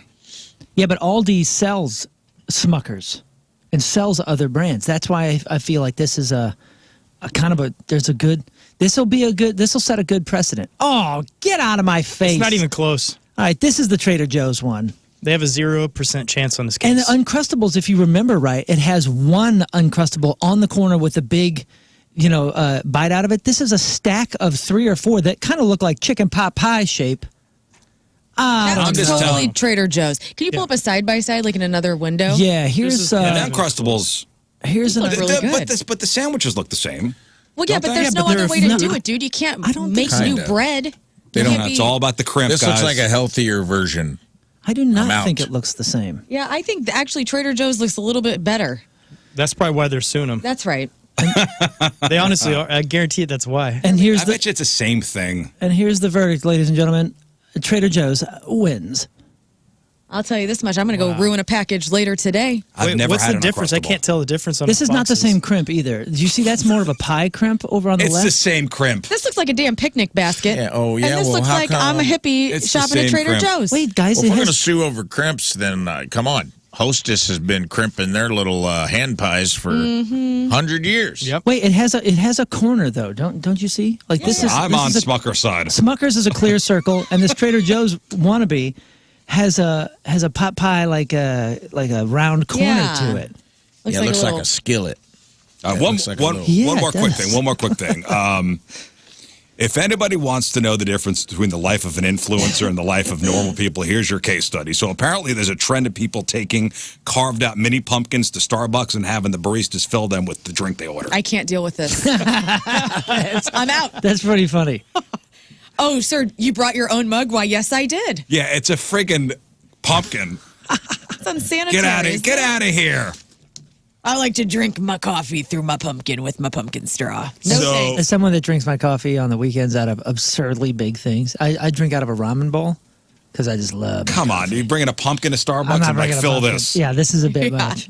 So there's this trend of people bringing their carved pumpkins to Starbucks and having them fill them up with what they're drinking. The idea is Starbucks lets people bring their own mugs, so why not celebrate fall by using a hollowed out pumpkin as a mug? Huh. We're taking things too far.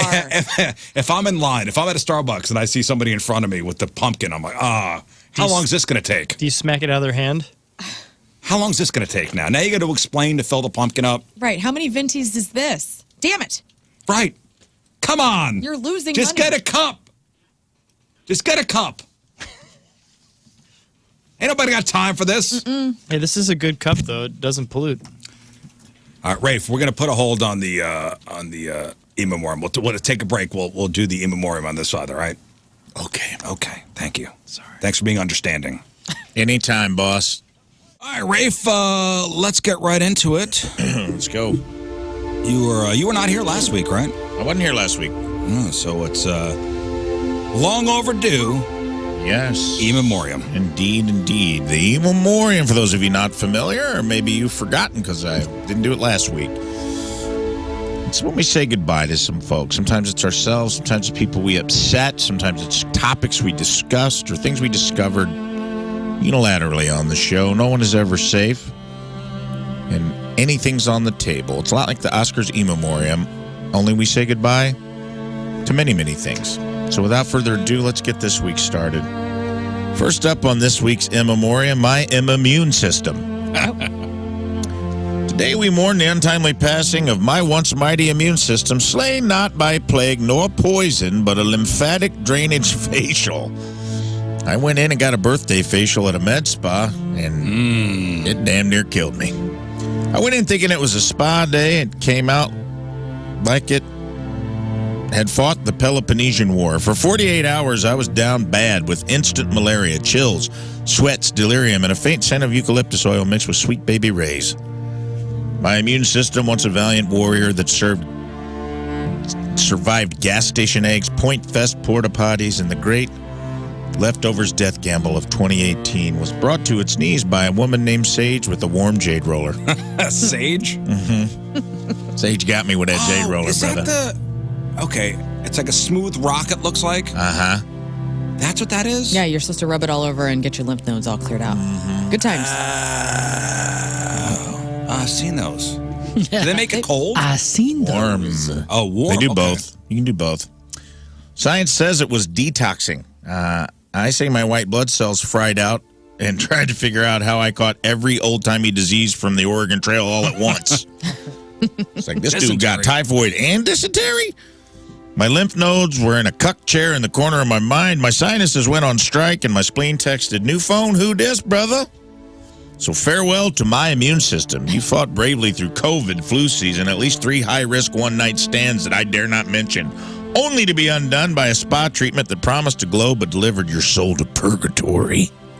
Rest easy, brave antibodies. You deserve better than to be taken out by witchcraft and a hot towel. Bye-bye. While we're talking about lymphatic fluids, it's not the only fluids we're saying goodbye to this week, guys. Oh, no. We also have to say goodbye to the Omaha Fluids Network and Sandra Bullock, the Vagina Pyro. America's sweetheart, Sandra Bullock, we found out, was torturing a poor woman named Stacy Kennison in Omaha and ruining her Panera Bread experience. I believe we have a clip to get people up to speed. If you missed this earlier this week. The government and the Browns and the Omaha Fluids Network with Sandra Bullock have once again corrupted the staff at Grand Canyon and Mineral Point Road, Panera, and got them to run some bad fluids that something dead or defiled or blasphemous through the Diet Pepsi and Pepsi area because they knew I was coming for my afternoon drink, which I usually drink Diet Pepsi or Pepsi, and it's Sandra Bullock that gets that approved. She gets the government to approve it and the mafia to help her do it, and the crooked government. So Sandra, you need need to stop corrupting everybody at work and asking them to violate the law, and because you're not Israeli, and we don't want to hear how you can be Israeli through concessions, because Israel was faithless and made concessions. Well, I think I should also play part 2, just real quick. Oh, please. It's me, Stacey Kennison. I just want to say, somebody needs to do something about Sandra Bullock. She's been burning the right side of my pubic mound that's bare after she ripped off my Holy Spirit covering. She's been burning the right side of my pubic mound ever since I stayed in Omaha, which is like a couple years ago I started staying there. And she's also been crushing the inside of my hip sockets when I try and sleep, waking me up at night ever since I stayed in Columbus, Ohio. Yeah. Where does the torture end? It goes on. Ohio. Where does the torture end, Sandra? I love you, Sandra B., but the in memoriam waits for no one. That's right. While you were sleeping, wink, Sandra B. was using her practical magic to put the heat on the right side of Stacy's pubic mound, which we all know is the blind side of her pubic mound. I love this. Miss Congeniality, more like Miss Congenital Herpes. And Stacy is brave to give Sandra her 2 weeks' notice to cease this terrible vag demolition, man. Yeah, vag demolition should be better than this. Yeah. This is a serious matter that the net of Panera, the Omaha Fluids Network, and Sandra Eugene Bullock need to recognize. The gravity of this situation is real, and you need to leave this woman's bird box alone. Dude, you are killing this right now. Thank you. Bird box, bye-bye. Speaking of boxes, something else we got to say goodbye to this week, and this upset everyone on the show. Homegrown pubes. Oh, yeah. That's right. We found out this week, just in time for spooky season, that the merkin is back from the dead, baby. And it's time for a product that puts the erection back in resurrection. Am I right? Yes. Thanks to Skim's new faux pubic hair micro string thong. Just when we thought late-stage capitalism couldn't get any more grotesque, Kim Kardashian said, "Hold my beer," presumably a bush. I'm going to sell people pubes. That's right, ladies. You shaved it off, you covered it up, and now you're going to pay to pretend you didn't. Ladies, you don't just wear lingerie now. You hair lingerie now. It's 70s Bush 2.0, and TikTok influencers' unboxings are about to become reboxings, if you know what I mean. The clam shall be bearded once again. Wow. I like the variety of colors, honestly. I mean, there's a lot of options. From fire crotch red to gray bush. I mean, Yeah, they have white, too. They have it white. all. Yeah. Steve Martin white? Steve Martin Oh, white. yeah, that's what they call it. The And Steve. I'll it take can the be Steve. flat or curly. They call I'll it take the jerk. Steve and a G, please. Straight, curly, skinny, burly, you name it, they got it. The natural colors of your fall foliage shall return like it's 1999, ladies, and your South Park is now bigger, longer, and uncut. Oh, thank you. So this Halloween, ladies, you don't have to be afraid of the Hairless Horseman in your Sleepy Hollow. No, no. Billionaire girl boss Kim K has got you covered, literally, and has Gavin Rossdale kicking himself in his big old machine head that he didn't think of this first. Bye-bye. Well, with winter right around the corner, it's good to keep warm. Yeah. And are lice attracted to these at all? It's good to keep warm. Are lice attracted to it? Yeah. Crabs are. Crabs? Okay. Cribs. Speaking of pubes, let's finish out with nose pubes. Okay. Because next up, we got to talk about the big R.I.P. of the week, and that's King Scott's beard. And hidely ho, neighbor, to the birth of Red Flanders. Oh, yeah, dude. Hi. If you're watching on the webcams, you can see the stark contrast between his mustache and the red hair of his head. Yesterday, King showed up for work. Sans beard with a big, bushy mustache dyed 50 shades redder than the fires of hell. Dyed? You dyed it? Mm-hmm. Oh, I didn't. I did it for Wednesday night. The Clown was the Rescue. Oh, I didn't know. You thought that was his natural I red? didn't know. I thought maybe with the beard gone, it No, my brother. enhanced Look the at that color thing. of your mustache. I don't know. I King, don't know look what I was right into the thinking. camera right now with that I will, thing. but they can't see me unless I talk. Talk a little bit then. Talk a little bit, Scott. Okay, I'm going to talk just a little bit so you can All see right, this stop beautiful talking. Okay, thank you, Scott. mustache right here. This is the worst case of fire crotch face the world has seen since Yosemite Sam got drunk and made out with the Kool-Aid Man. That's the kind of mustache that drives a Camaro in winter, flirts with an Applebee bartender named Denise, and says out loud, "Who's ready to face the red menace?" before he pleasures her on a waterbed. King's upper lip looks like it's trying to smuggle a bottle of Frank's Red Hots across straight lines. That thing is so charismatic and flaming bright, it won 3 Tonys, 2 GLAAD Awards, and was a guest judge on RuPaul's Drag Race. That's right, kids. King's taint tickler is so red, sexy, and fancy that I'm pretty sure it's a single mom who works 2 jobs, loves her kids, and never stops, with the gentle hands and heart of a fighter. His mustache is a survivor. Oakley dokley, babillily, babibily. Real R.I.Ps this week. Oh, quite a few. We got a few, guys. We lost John Lodge of the Moody Blues, Tommy Price, drummer for Joan Jett, R&B singer D'Angelo, the beloved and cherished actress Diane Keaton. Very upsetting. And, of course, today, we talked about it. We caused it. We lost Kiss's Ace Frehley. Stick the landing. I want to rock and roll all night and party every day in heaven. And that concludes this week's In Memoriam. All right. Thank you, Ray. Thank you, Rafe. Thank you, Rafe. I love when we stick the landing. Yeah, nice. My mustache is crying. Well done. That's a beautiful stash, dude. Your mustache will get over. That was a compliment, believe me. All right, Moon, let's finish out with sports. All right, what do you got? Well, I got a 0. You got a 0. You got a 0. You got a 0. You got a 0. And the entire fast lane got a 0 because the Steelers are the cursed team for me.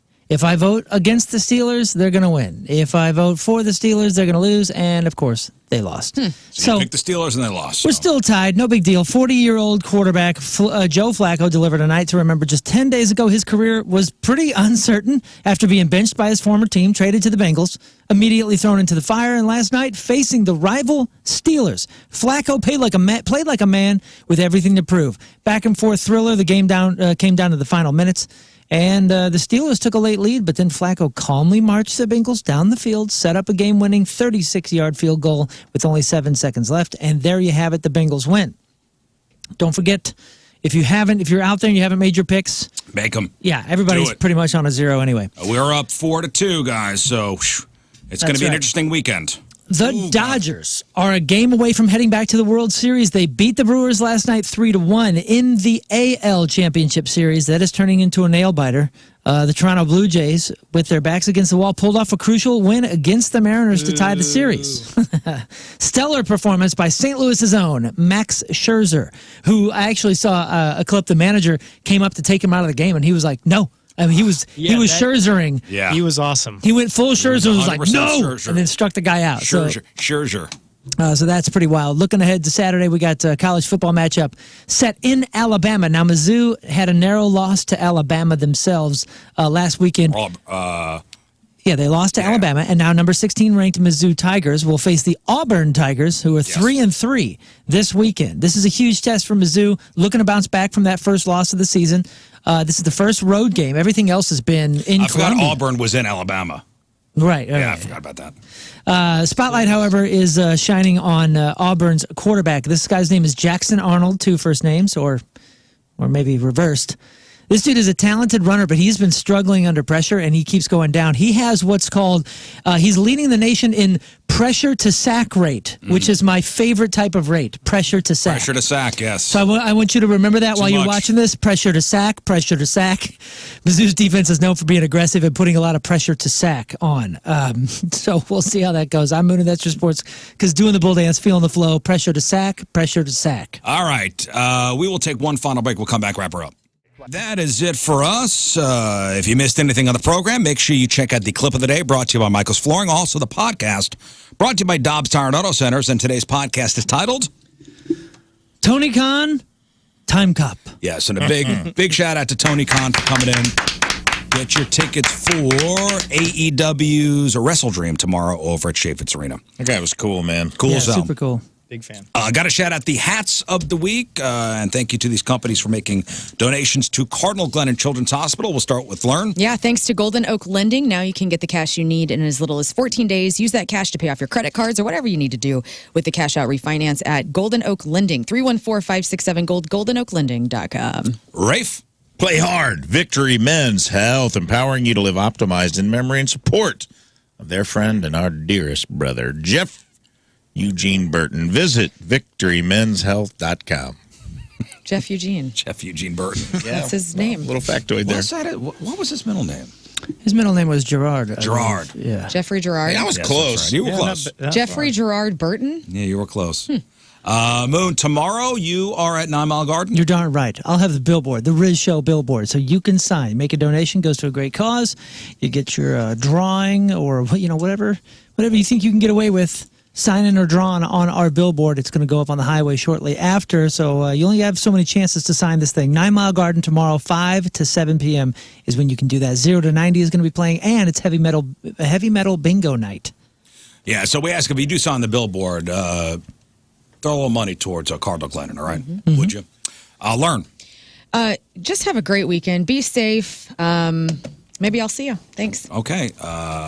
Rafe. I'm on the road to Tulsa right now. My friend Mike Anthony is going with me, funny comedian from St. Louis. He's in the lobby waiting for me. So if you're in the Tulsa area over that way, we're doing 4 shows this weekend, 2 tonight, 2 tomorrow at the Looney Bin in Tulsa, where you can get a drink called the lobotomy. And it's literally an entire pitcher of alcohol, and it's very problematic. But hey, all right, well, have we're there to fun. have a good Forward to time. that. Let's have a good time together. Safe travels. King Scott. I want to say happy birthday to my beautiful, amazing wife, Queen Allison. Congratulations on your other birthday. And also, I'm going to take her out spelunking. That's going to be a lot of fun, so I can't wait for that. And on Sunday, all day long from 10 to 10, Clowns to the Rescue. It's a crazy, crazy day, but go to youtube.com, Clowns to the Rescue. We're going to be on from 10 to 10. Yeah, Sunday. I'll be on there You're at some wild. point. Yeah. As will I. Yeah, I'm gonna hit up the broadcast at some point. So, thank you so much. Tune in. Tonight, I am at the 9th annual Blake Snyder Memorial Trivia Night over at the Moolah Shrine. I'll be emceeing the festivities. I think it's my 4th year doing this. So if you're going out to the event, playing the trivia, stop by and say hi. That's tonight at the Moolah Shrine. All right, anything else, guys? Just get your tickets to Teenage Dirtbags doing Rage Against the Machine, and then, of course, My Posse in Effect the night before Thanksgiving.